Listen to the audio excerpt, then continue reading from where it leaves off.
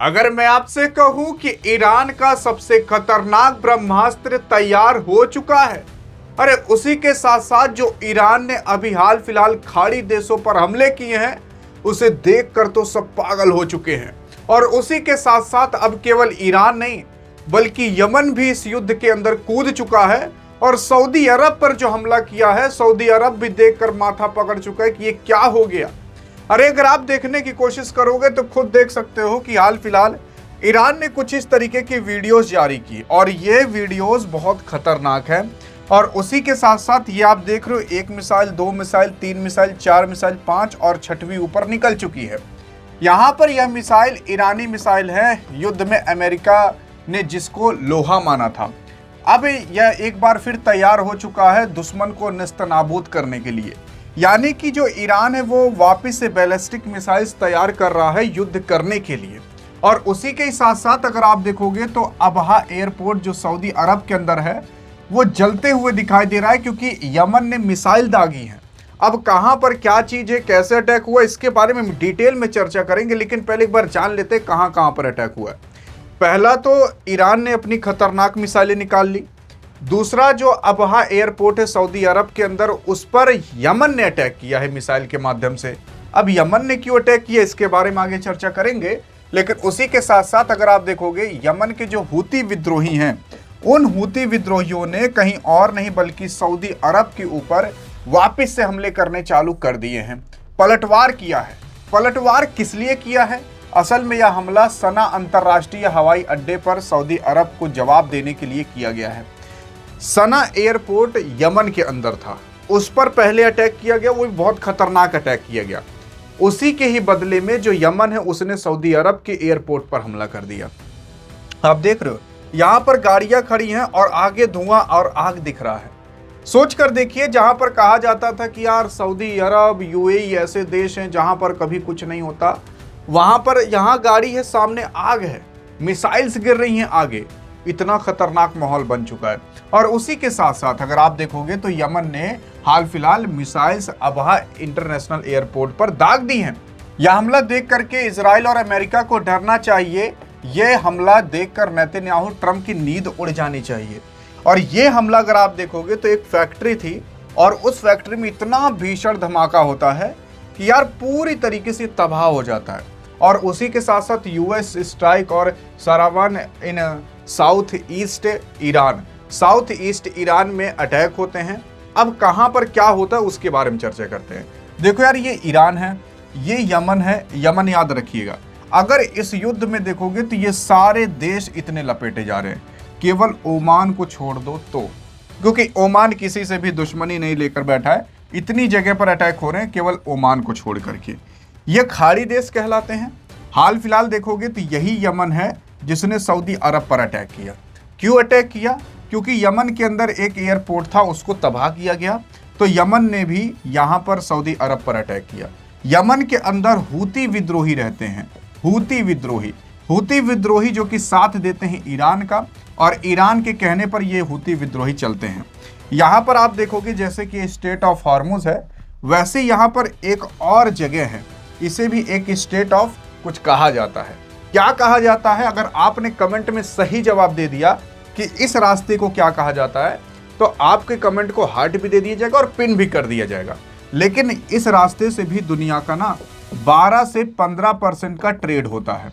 मतलब यहाँ से तो आवागमन लगभग 20% का, तेल ओल का, यहाँ से भी आवागमन दुनिया का लगभग 15% का है। 12 से 15%, 12-14% इतना नॉर्मल रहता है इस रास्ते से। अब अगर ईरान चाहे तो यमन के हूती विद्रोहियों से कह करके ये रास्ता भी बंद करवा सकता है। और कुछ अब ऐसा ही आशंका दिखाई दे रहा है। आशंका इसलिए दिखाई दे रहा है क्योंकि यार अगर ये रास्ता बंद हो गया तो वापस से जिस तरीके से मंदी आई थी कुछ दिन पहले, स्टॉक मार्केट्स गिर रहे थे, तमाम चीजें हो रही थी, वापस से आपको होता हुआ दिखाई देगा। मतलब हॉर्मुज तो वापस से बंद हो चुका है। ईरान ने ये ऑर्डर दे दिया है कि अगले आदेश तक हॉर्मुज खुलेगा नहीं। आप सोच रहे हो कि यार 60 दिन का तो सीज फायर हुआ था। अरे गया तेल लगाने cease fire. Trump cease fire की बत्ती बनाकर कान में डालकर खोद कर फेंक चुका है डस्टबिन में। यही अभी हाल है पूरे युद्ध का।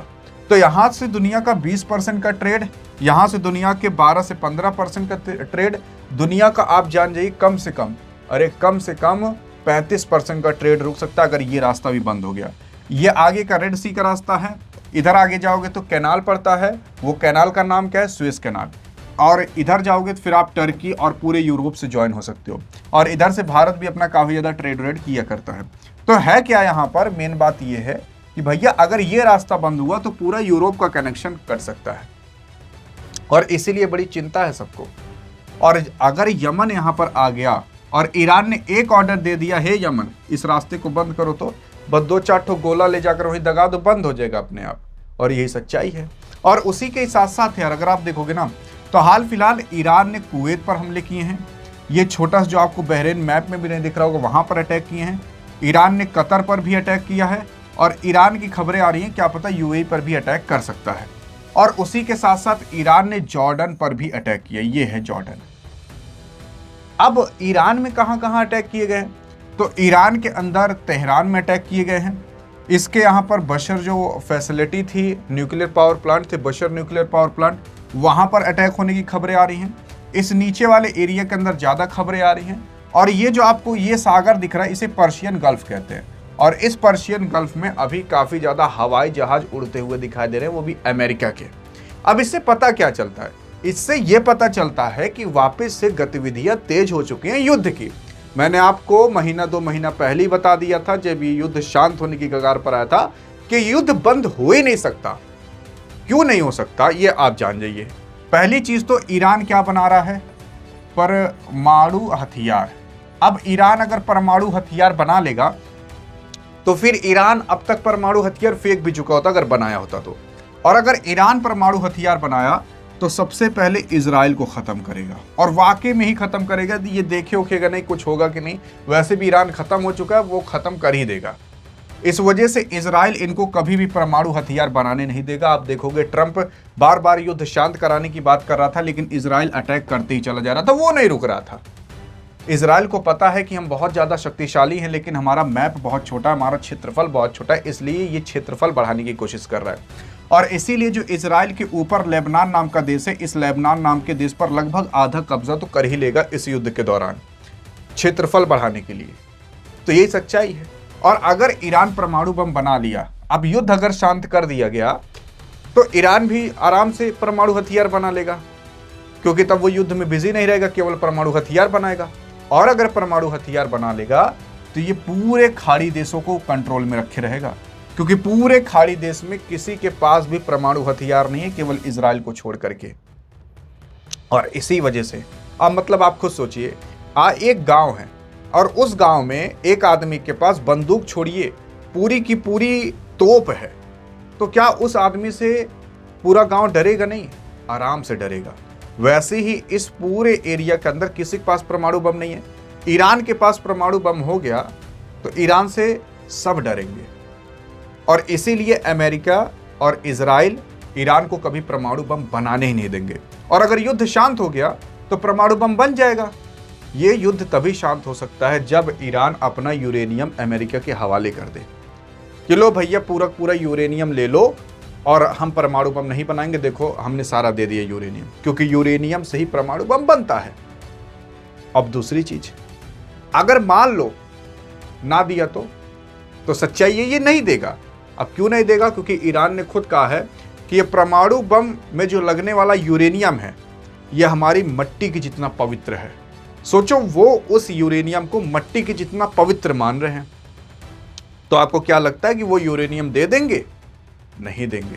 और हाल फिलहाल अभी ईरान तो इतने बदले की भावना पर आ चुका है कि उसने 13 लोगों की लिस्ट जारी कर दी थी कि भैया देखो ये 13 लोग हैं, कुछ भी हो इनको तो मारेंगे ही मारेंगे।